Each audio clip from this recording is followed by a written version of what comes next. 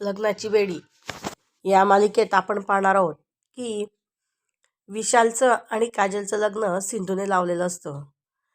विशालचं सर्व सत्य हे सिंधूने सर्वांसमोर आणलेलं असतं, म्हणून याचा राग विशालच्या मनात खूप असतो. तो सिंधूला म्हणतो की तुला आणि राघवला मी सोडणार नाही. त्यावेळेस सिंधू म्हणते की तू माझ्या आणि राघवच्या केसालाही धक्का लावू शकणार नाही. त्यावेळेस मात्र तो खूप संतापतो आणि म्हणतो लग्न तर मी तुझ्याशी करणार, म्हणून तो त्याच्या खिशातली बंदूक काढतो आणि सिंधूवरती रोखतो. त्याचे साथीदारांना पण सांगतो की यांना पकडा रे, आणि तो तिच्यासोबत गुरुजींना सांगून फेऱ्या मारू लागतो. फेऱ्या मारत असताना सिंधू त्याचा हात झटकते आणि बाजूला होते. त्यावेळेस मात्र विशालला खूप राग येतो. विशाल तिच्यावर बंदूक रोखतो. तेवढ्यात त्या ठिकाणी राघव येतो आणि राघव त्याचा हात पकडतो आणि म्हणतो विशाल आता बस झालं, तुझं तुझं सगळं सत्य हे सर्वांसमोर आलेलं आहे. त्यावेळेस मात्र राघव हा घरातील सर्वांना सांगतो की संगीतच्या दिवशी हा याच्या गर्लफ्रेंडला भेटला होता, हे याने मला सांगितलं होतं आणि याने माझ्यासोबत चॅलेंज घेतलेलं असतं. काय विशाल, मी तुझं चॅलेंज स्वीकारलं आणि त्याची सत्य मीच आणलं पुढे, मी जिंकलो. त्यावेळेस मात्र ह्या बोलण्याचा विशालला खूप राग येतो. नंतर रत्नाकर राघवला म्हणतो की राघव, आम्ही तुझं हे ऐकायला हवं होतं. तुला आम्ही साथ दिली नाही, तू आम्हाला सांगत होतात. पण विशाल इतका गोड बोलत होता, इतका व्यवस्थित वागत होता, त्यामुळे त्याच्यावरती आम्हाला बिलकुल संशय नव्हता. त्यानंतर मधू म्हणते की ही सिंधू कशी काय आमच्या आयुष्यात आली आहे आणि राघवच्या मनात तर हिने पूर्ण घर केलेलं आहे. आता ती या घरातनं जाऊ शकणार नाही. त्यानंतर राघव हा विशालला बोलत असताना विशाल हा त्या ठिकाणी इन्स्पेक्टर येतात आणि राघव हा विशालला त्यांच्या स्वाधीन करतो. त्यावेळेस विशाल त्याच पोलिसाची बंदूक घेतो आणि सिंधूवर रोखतो. राघव सिंधूवर रोखतो. तो म्हणतो आता बोल, मला इथं मार, मी सिंधूला समोर मारेल. त्यावेळेस राघव म्हणतो की तू सिंधूला काही करू शकणार नाही, आणि त्याच्या तोंडून शब्द निघतात की सिंधू माझी आहे आणि तू तिला काही करू शकणार नाही. तेव्हा मात्र मधूची खूप जळफळाट होते. मधूला या गोष्टीचा खूप त्रास होतो. घरातील सर्वजण बघत असतात.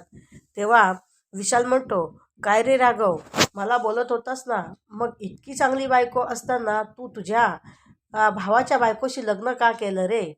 तू सांग ना, तुझं तर सिंधूवर प्रेम आहे, मग तू मधूला का स्वीकारलं? का मधूचं तुझं लग्नाच्या अगोदर काही अफेअर होतं?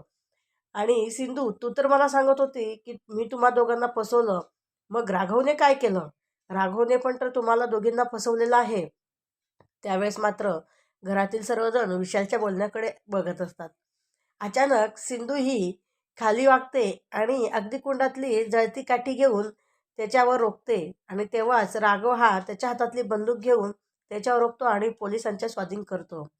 त्यावेळेस विशालची आई त्याला खूप समजावत असते की विशाल, बस झाला आता, आपण आता घरी जाऊया, तू स्वतःला सिलेंडर कर. पण विशाल ऐकत नसतो. शेवटी त्याला सर्व गुन्हे लादून त्याला पोलीस कस्टडीमध्ये डांबलं जातं. तेव्हा घरातील सर्वजण हे सिंधूची माफी मागतात. सिंधूला खूप रडायला येतं. तेव्हा मात्र रुक्मिणी ही राघवला म्हणते की राघव, माझं चुकलं, मला माफ कर. त्यावेळेस राघव म्हणतो की काकू, माझी माफी मागू नकोस, तू काही चुकली नाही. तेव्हा मात्र रुक्मिणी समोर येते आणि सिंधूची माफी मागू लागते आणि घरातील सर्वांना सांगते की मला माहिती होतं सिंधूचं जर दुसरं लग्न केलं तर सिंधू ही मरणार आहे आणि मोठा संकट येणार आहे. तरीही तिचं चांगलं व्हावं म्हणून उपास तापास जप सर्व मी काही केलं ते तिच्यासाठी. तेव्हा रुक्मिणी सिंधूला म्हणते की सिंधू, मी जरी घरातली मोठी आहे, माझं जरी मान घरात मोठा आहे, तरी तुझ्यापेक्षा माझं मन मोठं नाही, तुझं मन मोठं आहे. त्यानंतर रुक्मिणी म्हणते की खरंच सिंधू, मला वाटत होतं की तू लग्न करावं असं, आणि तुझा संसार हा सुखी बघावा. त्यानंतर घरातील सर्वजण हे असेच बोलत असतात. आता आपण बघूयात की पुढे काय होतं. असेच नवनवीन भाग पाहण्यासाठी आमच्या चॅनलला लाईक करा, शेअर करा आणि सबस्क्राईब करा.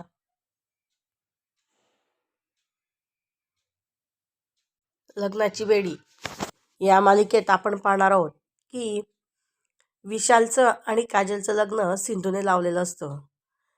विशालचं सर्व सत्य हे सिंधूने सर्वांसमोर आणलेलं असतं, म्हणून याचा राग विशालच्या मनात खूप असतो. तो सिंधूला म्हणतो की तुला आणि राघवला मी सोडणार नाही. त्यावेळेस सिंधू म्हणते की तू माझ्या आणि राघवच्या केसालाही धक्का लावू शकणार नाही. त्यावेळेस मात्र तो खूप संतापतो आणि म्हणतो, लग्न तर मी तुझ्याशी करणार. म्हणून तो त्याच्या खिशातली बंदूक काढतो आणि सिंधूवरती रोखतो. त्याचे साथीदारांना पण सांगतो की